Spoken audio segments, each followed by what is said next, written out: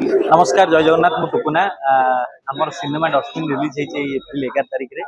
बहुत भल भल कलाकार को नहीं गोटे नुआ स्टोरी पप्पू सार अच्छा director music director screen play writer सब अच्छा पप्पू सार एवं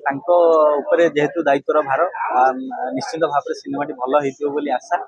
और लोक मैंने जी देखिले समस्त भल पाइबा मिलूँ भूरी भूरी प्रशंसा मिलूँ लोक जे हाँ सिनेमा भल होते कपिर ट्रेंड चली लोक मैंने सिनेमा देखा जाऊे किंतु एबे गोटे नुआ ट्रेंड दर्शक मैंने सिनेमा देखा तो बड़ कथा